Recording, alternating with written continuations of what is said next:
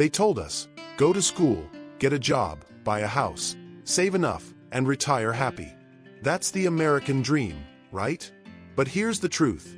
That dream has quietly become a trap. A system built not to empower, but to pacify. Not to free you, but to keep you chasing. Most Americans spend 40 years in pursuit of something they never actually define. Security, success, freedom, but never quite reach.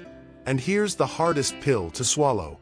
It's not your fault you're stuck, but it is your responsibility to break free. This is the real reason most American dreams fail, and how you can escape the illusion. Most people live 90% of their lives on autopilot, chasing goals that aren't even theirs.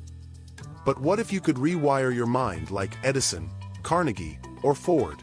What if you could unlock the hidden power of your thoughts, the way the greatest minds in history did? Welcome to Wisdom Foundry, the place where timeless philosophy meets modern neuroscience, and motivation becomes transformation. Every day, we decode the secrets of success, using ancient wisdom, psychology, and science, to help you break free of fear, spark massive action, and build a life by design. So if you're ready to stop living in fear, tap into your highest self, and build unstoppable momentum. Speaking Head, subscribe to Wisdom Foundry now. Your future is waiting. Welcome to Wisdom Foundry. Let's challenge the narrative and rebuild the dream the right way. Chapter 1. The Programming. How the system set you up to fail. We are more often frightened than hurt, and we suffer more in imagination than in reality. Seneca. Think back to when you were a child. What did people tell you about success? If you work hard enough, you can be anything. It sounds noble, but here's the problem. That advice assumes the playing field is fair, your mind is unprogrammed, and the system is designed for your success. None of those are true. You're trained for compliance, not creativity. Conditioned for comfort, not courage. Taught to chase paychecks, not purpose. The average American watches over 5 hours of screen-based content daily, not to create, but to consume.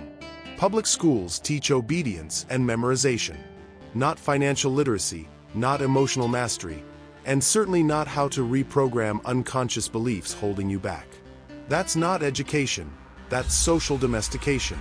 Neuroscience tells us that 95% of our behavior is subconscious. So if you were hypnotized to seek safety over sovereignty, how could you ever expect to play the success game fully awake?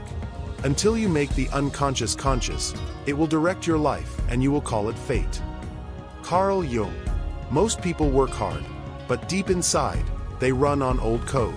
Scarcity code, survival code, approval code.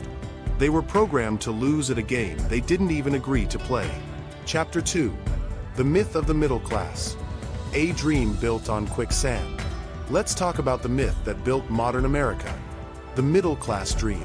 Buy a house, get a 401k, work your 9 to 5, retire at 65. But here in 2025, the math doesn't add up. Median income adjusted for inflation? Flatlining. Healthcare costs up 114% since 2000. Student loan debt? Over $1.7 trillion. Americans are spending money they don't have, to buy things they don't need, to impress people they don't even like.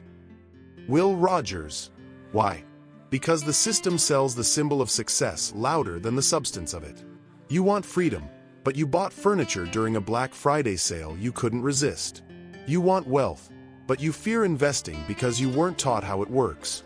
You want peace, but your calendar is filled with obligations someone else defined for you. This is how the modern American dream becomes a trap. You're living someone else's success template, with no roadmap for building your own. Let that sink in. The system isn't broken. It's working exactly as it was designed, just not for you. Chapter 3. Emotional Arc 1. Ryan's story. The engineer who felt nothing. Let me tell you about Ryan. He had it all on paper. 6-figure job as a software engineer, house in Austin, Tesla lease. His parents were proud. LinkedIn accolades stacked. But one Thursday, sitting in traffic with Spotify playing, he realized something terrifying. I don't feel anything. No excitement. No aliveness. Just numbness behind a steering wheel. He had followed the formula, but the dream never turned into meaning. So he quit, traveled, faced his fears, got into coaching. Now he mentors young entrepreneurs on building emotional wealth alongside financial growth. Ryan didn't fail the dream. He woke up from it. And when he did, he found something deeper than status: significance. Chapter 4. The science behind why you stay stuck. Neurons that fire together wire together. Donald Hebb.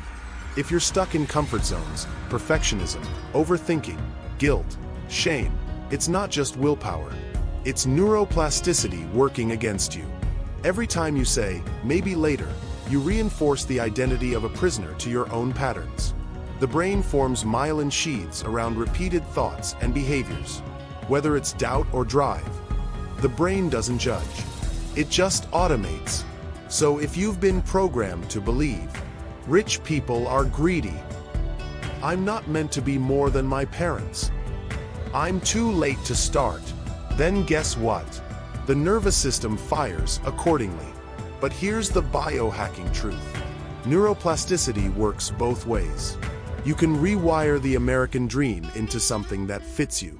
A dream of time freedom, inner clarity, conscious entrepreneurship, wealth built on value.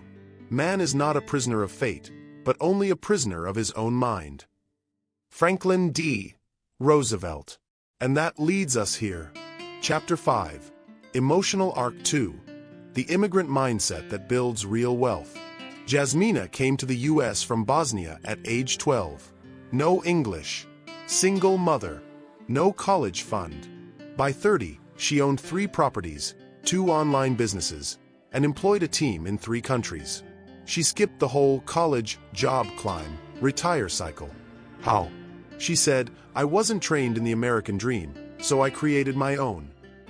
While most born-in-America citizens were chasing approval, she chased freedom. While others feared mistakes, she welcomed them. She didn't have to unlearn the myth. She never bought it. That's the irony. Those closest to the dream often question it last.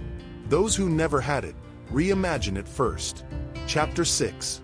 Escape the trap. Rewrite your dream. Let me ask you straight.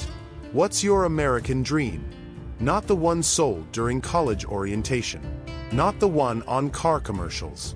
The real one, in your soul. Does it involve solopreneurship, impact-driven work, raising free-thinking kids, location freedom? Then let's stop playing a game built for 1963. Because the new dream isn't one size fits all. It's conscious design, daily alignment, inner clarity, and that begins with 3 steps. 1. Audit the script. Write down every belief you have about success. Then ask, where did I get this? Who profits if I believe this? Does this serve my freedom?